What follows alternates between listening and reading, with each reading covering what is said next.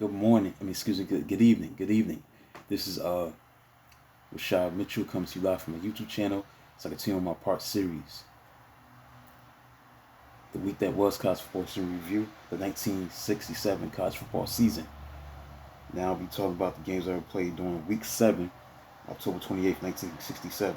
Let's get into it. Army beat Stanford 24-20. Ball changed hands 11 times on turnovers, and game ended as frustrated Stanford sophomore linebacker Pat Preston reeled away the ball from its spot on scrimmage line. Preston was called for unsportsmanlike conduct penalty for his trouble. On the other hand, things ended wonderfully for the Black Knights of Army, who trailed by 3 points, but quick little halfback Van Evans broke for left sideline and dashed 36 yards on punt return to the Indians' 13-yard line.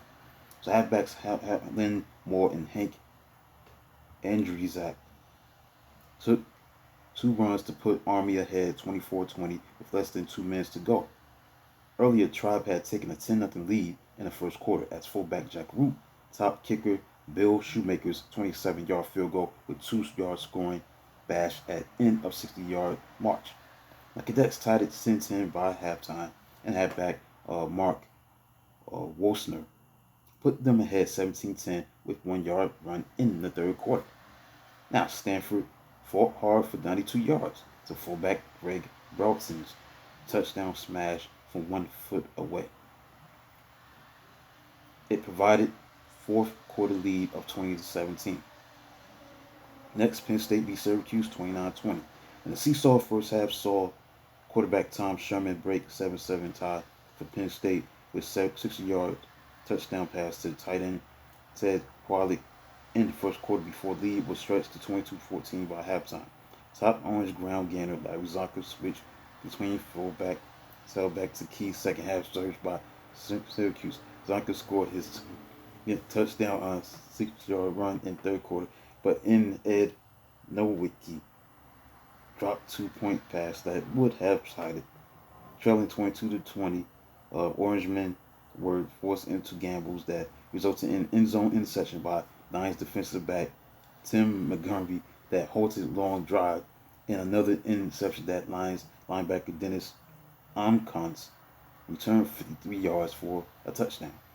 Next, Dartmouth beat Harvard 23-21. Virginia Tech beat West Virginia by a score of 20-7.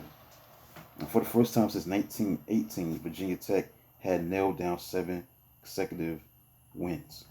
And this 27 win over West Virginia for Virginia Tech. Next, number 4, Tennessee defeated Louisiana State by a score of 17-14. Number 4, Tennessee survived a nail biter as kicker Carl Crimson popped through winning 33-yard field goal with 105 to play, but it wasn't over because Louisiana State fullback Eddie Ray threw surprise 16-yard pass to spark last-moment drive that fizzled as kicker Roy Hurd's 36-yard field goal flew right. Banged up quarterback Dewey Warren came off Volunteers bench to click on 41 yards and 14-yard passes to set up his 7-yard touchdown scramble. Volunteers linebacker Jimmy Glover made interception of Bengals quarterback Nelson Stokely to halt LSU threat near end of second quarter.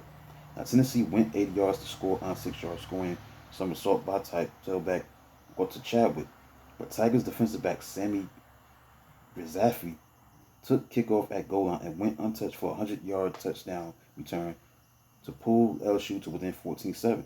But Bengals went through third quarter without first down. But roving linebacker Barton Fry made end zone interception to squash Volunteers' menacing moves. Stokely overcame Glover's sack to lead tying 80-yard drive to his 14-yard touchdown scramble in the fourth quarter.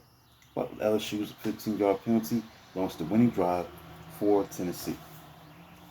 Mississippi beat Houston 14-13. This was an upset. Houston was ranked number 9. Mississippi beat Houston 14-13. Houston was number 9 team in the country. Mississippi upset upstart Houston. Little halfback Don Bean flew 74 yards in the punt return to put Cougars ahead in the first quarter. But Ole Miss quarterback Bruce Newell tied it by halftime on 28-yard touchdown pass to end Mac Hake. Although Newell suffered 2 interceptions deep in the Cougars' territory to defensive back, future Major League Baseball player Tom Patriarch, he hit tight end Hank Shows with goal-ahead touchdown pass in the third quarter. Difference was wide receiver kicker Ken Hebert's missed conversion kick at the Houston quarterback Dick Woodall threw 42-yard touchdown pass in the fourth quarter. Illinois beat Ohio State 17-13. Minnesota beat Michigan 20-15. Notre Dame beat Michigan State 24-12. Michigan State lost to Notre Dame 24-12. Now, how different was the year after, as this matchup received dramatically less fanfare than 1966 famed 10-10 tie. Notre Dame fullback Jeff Zimmerman, who had 135 yards rushing on 20 carries and 2 touchdowns, was careless as he tallied on a 7-yard run. At the end of all running 84-yard drive in the first quarter, a 47-yard sprint through left tackle at the defensive back Tom O'Leary caused Michigan State halfback Lamar Thomas to cough up the ball at the pass catch at Notre Dame 18-yard line. But in between, Zimmerman put on great moves and taking short second quarter pass by quarterback Tyree Hanratty to score a 30-yard touchdown for 17-0 halftime edge. The injury-riddled Spartans arrived short-handed with additional 6 players suspended for curfew violations.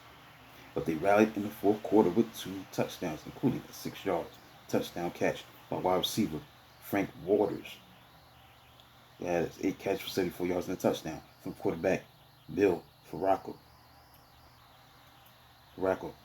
Missed passes and 2-point tries kept Michigan State in gambling mode, but it surrendered ball in late going on fourth down failure on its own 8-yard line.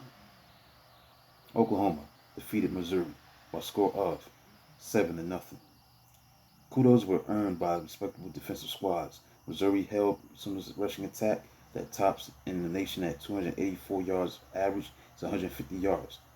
Oklahoma pitched its third shutout of the season, limiting the Tigers to 172 yards of offense.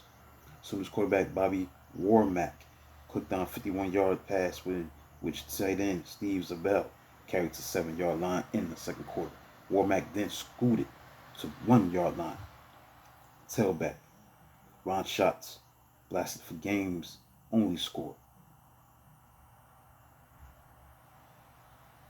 Colorado lost as the number 3 team in the country to Oklahoma State 10-7. Cowboys ended 10-game winning streak by Colorado, primarily on a 69-yard touchdown march after the opening kickoff. Oklahoma State quarterback Ronnie Johnson mixed 2 passes to end Jerry Philpott with power sweeps before whipping wide for a 7-yard touchdown. Buffalo's was flagged for an unusual illegal procedure penalty on defense that helped keep opening touchdown drive alive on Cowboys' 4th down. The Cowboys played solid defense and made it 10-0 in the third quarter on kicker Craig Kessler's 26-yard field goal. Laboring with 6 new players on offense thanks to injuries, Buffalo's finally scored on sub-quarterback Don Kelly's sweep with less than 10 minutes to play. Texas beat Rice by a score of 28-6. Wyoming, the number 8 team in the country, beat Arizona State 15-13. Cowboys opened swiftly using quarterback Paul Toscano's 63-yard touchdown bomb to wide receiver Jim Huey for 6-0 lead in the first quarter. Ace kicker Jerry DePoster added 38-yard field goal for 9-0 lead. DePoster kicked 31-yard field goal for the 12-7 lead in the fourth quarter. Arizona State fullback Max Anderson went coast to coast on a 99-yard touchdown run. Sun Devils tried for 2-point pass fell, but they led 13-12. The Posters' record 30th career field goal from 26 yards won it. And finally, number 1, Southern California beat Oregon by a score of 28-6. Tailback Steve Brady earned Trojan trivial notoriety, subbing for tailback O.J. Simpson, who limped off early in the third quarter after rushing for 63 yards on 22 carries. Brady gained 108 yards and a touchdown in the second half. Southern California presented devastating defense as Ducks managed only 25 yards in the first half and failed to penetrate USC territory until the third quarter.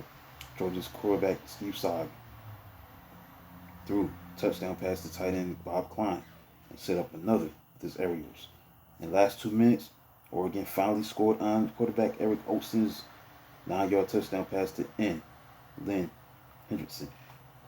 That concludes a week. Look at week 7, the week that was for October 28th, 1967. Look at the October 30th AP poll. Number 1 was Southern California. Number 2, UCLA. Number 3, Tennessee. Number 4, North Carolina State. Georgia was number 5. The rest of the top 10 rounded out as this: number 6, Purdue. Number 7, Indiana. Number 8, Wyoming. Number 9, Colorado. And number 10, Notre Dame. As I conclude a look at the week that was, college football history review, week number 7 for October the 28th, 1967. I do reveal this magnitude tomorrow as we go into the month of November, the first Saturday in November. And check that out as this recap of the 1967 college football season. Continue to rapidly move fast and furious. I hope you enjoyed this content. Once you get a chance to subscribe and like, comment on this video, it'd be very appreciated. Until then, talk to you soon.